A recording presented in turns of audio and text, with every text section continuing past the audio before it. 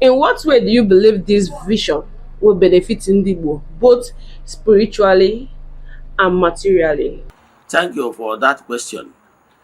We understand because every called one has a reason and a mission why the person was called. To me, I was called to reawaken the Igbo consciousness for Ndi Igbo and the Africa in general to discover our true selves, that we are choosing people. We cannot afford to bastardize Ihe. Our moral values have gone so low. So one of my calling is to evangelize, to remind the Igbo race and Africa in general that we are special to the people of God. So, and also to doing this, we need to be healthy. That's why we have already built so many things. Currently, as we speak, we have a company we started little by little. We are growing, at least so that we can get few people employed.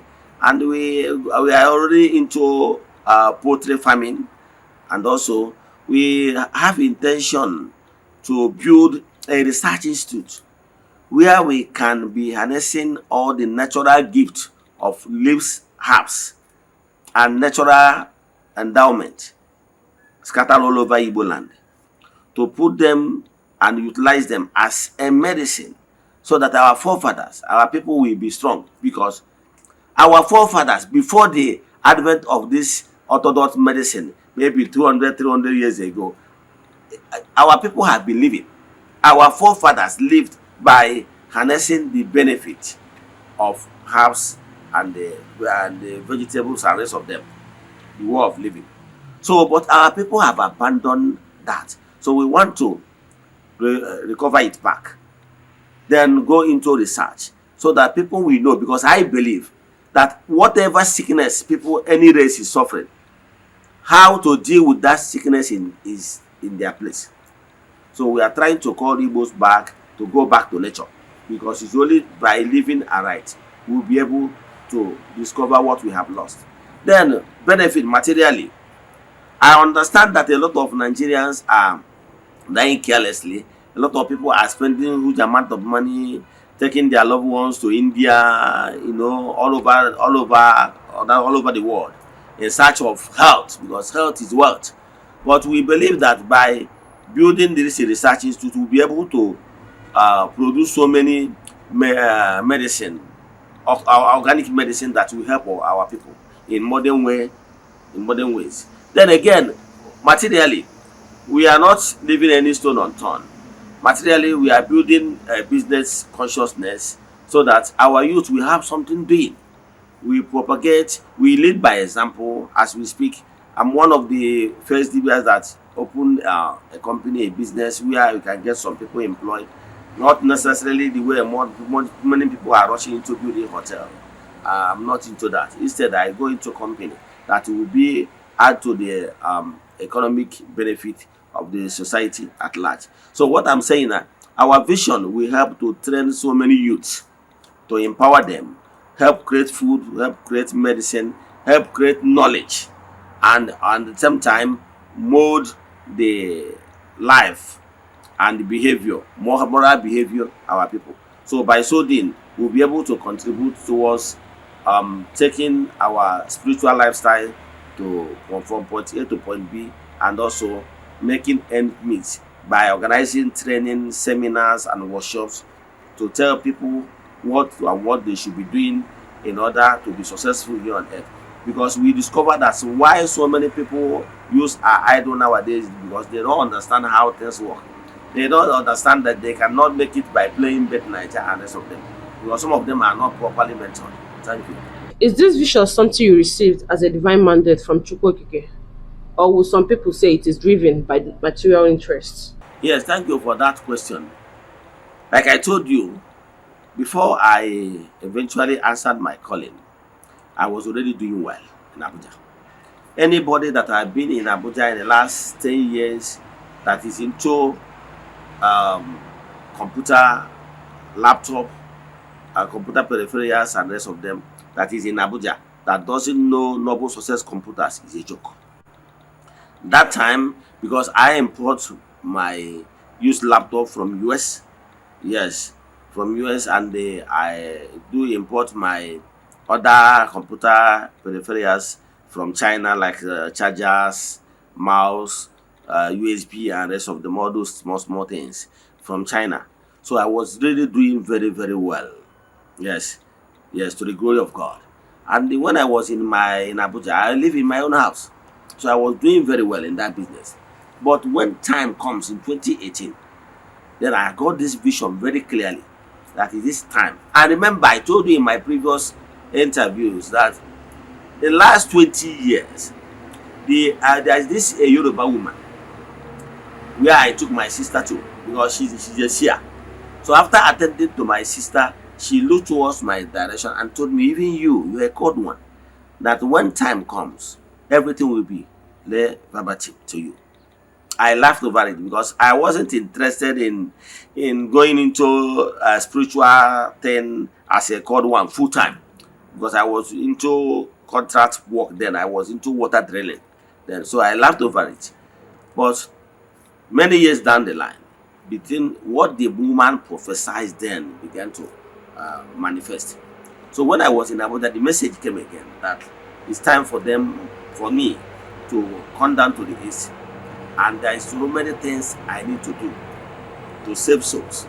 So to cut the whole story short, I had this vision very clearly.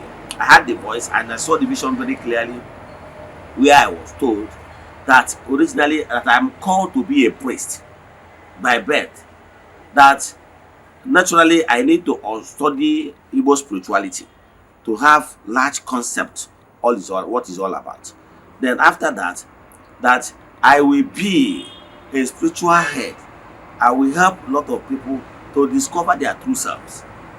And that in one of that particular meditation, I was shown a place of worship, this current place of worship you saw. Believe in me, this current place of worship was not concept I drew from anybody. I was told that I have been permitted to build this place of worship, a place that will be a fountain of grace, a place that will be a fountain where people will come and receive blessings, that will help people to change from point A to point B in better ways. So I was shown all these places. When immediately when I woke up, I began to draw the sketchy drawing of what I saw in the dream. And after that, I gave it to a friend of mine who happens to be my follower, before he now developed it in the way you are seeing it in the picture.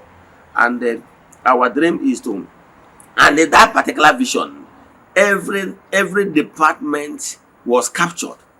Every department in Igbo spiritual setting, like anchorage of the light, like Ebador, like the Ebador Anyanwu na Eze-Ana. If you watch that structure, you will see that even the structure captured it, and so on and so forth. But if you like physically, you come down, I will take you around the concept of the structure, the way it is, and why the structure is look the way it looks. And again, you trace you to know that that structure you are seeing, the altar is facing the east. It's for a reason.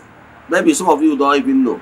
So what I can tell you, that particular vision is a vision, it's a divine mandate given to me. Originally, if you ask me, I didn't want to be called, but at this particular time, I cannot even run away with it, because I know I have been severely dealt with for me to be where I am today. And I was severely dealt with in a way so that I will be able to and forcefully to come and answer my calling.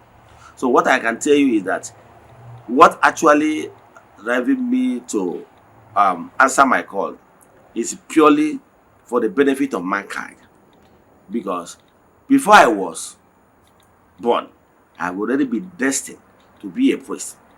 And I was told in that day that I'm an ancient high priest, that my coming this time is to help people to discover their own path. That's why even from day one, people that have been following me from 2018 till date, we agree with you that the way and manner I teach, the way I do my own thing is quite different from ordinary Dibia you are seeing on social media. My system is always unique. I'm not always portray myself as Dibia. Yeah, that's why you can't even see me anywhere with any on my eyes. No, I don't do that, because I know, because I was called for a higher vibration. Yes. So my mission is actually to help Igbos to move to a higher vibrations. Yes, from the luminous light. Thank you. Thank you so much, sir, for answering that wonderful question. Sir, but don't you think there is a possibility that people may misunderstand your intentions, your purpose, and your vision as a whole? Yeah, thank you. Naturally, in life, that is what is common. That is what makes people humans. Yes, let me use the story of Jesus in the Bible. When Jesus is a Messiah, yes, to his people, when he comes on, and not everybody understood him. So it's normal. So once you're on earth, there's no way everybody will have the same mindset, the same concept, the same belief, and same understanding. So those people that are still operating in lower vibrations, lower visions, they can criticize you.